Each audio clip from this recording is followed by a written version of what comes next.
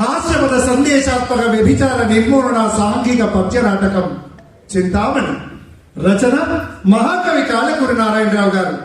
కావ్యేషు నాటకం రమ్యం అన్నారు మహాకవి కాళిదాసు గారు. దుఃఖార్తానాం శోకార్తానాం శ్రమార్తానాం తపస్వీనాం విశ్రాంతి జననం కాలే నాట్యమే తద్భవిష్యతి అన్నది నాట్యశాస్త్రం. అంటే దుఃఖంలో ఉన్నవారికి, శోకంలో ఉన్నవారికి, వివిధ పనుల్లో నిమగ్నమైన వారికి మానసిక ప్రశాంతతను, శారీరక ఉల్లాసాన్ని కలిగజేసే ప్రక్రియ నాటకం. నాటకం వినోదం, విజ్ఞానంతో పాటు సమాజాన్ని హెచ్చరిస్తూ ఏదైనా సందేశం ఉండాలి.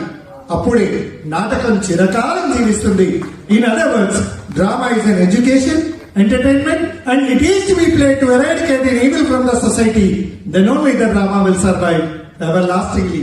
మహాకవి కాళకూరి నారాయణరావు గారు వేశ్యావృత్తిని తీవ్రంగా తీసుకొని ఈ నాటకాలు రాశారు బాబు. అతను ముఖ్యంగా 3 నాటకాలు కవి పరీక్ష గురించి మనం తెలుసుకోవాల్సిన ఆవశ్యకత ఎంతైనా ఉంది. మధుసేవ మద్యపానం గురించి, వరకట్న దురాచారాన్ని రూపుమాడడానికి వర విక్రయం, అలాగే వేశ్య వ్యామోహం నుంచి దూరం కావడానికి ఈ చింతామణి అని 3 మహత్తరమైన నాటకాలు రాశారు కాళకూరి నారాయణరావు గారు. సమాజాన్ని ఉత్తేజపరిచే ఉద్దేశంతో కవి గారి నాటకాన్ని రాశారు. ఆద్యంతం తిలకించండి, మీరందరూ ఆనందించండి, మమ్మల్ని ఆశీర్వదించని సభాసదులందరికీ సవినీయంగా మనం చేస్తున్నాం బాబు. మరొక్క మాట, నవ్వడం యోగం, నవ్వించడం భోగం, నవ్వకపోవడం ఒక రోగం అన్నారు ప్రఖ్యాత సినీ రచయిత దర్శకులు స్వర్గీయ జంధ్యాల గారు. ఇది ఇంతసేపు రాగాలతో మిమ్మల్ని రంజింపజేశారు, ఇక నుంచి వచ్చేదంతా హాస్యమే కాబట్టి మీరు ఎంత ఉత్సాహంగా ఉంటే నాటకం అంత రంజుగా వెళ్తుందని చెప్పడంలో ఎటువంటి సందేహం లేదు.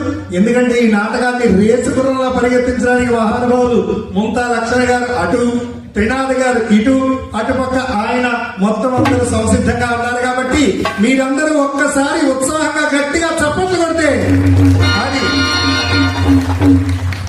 బాబు. నాటకంలో నా పాత్ర పేరు శ్రీహరి.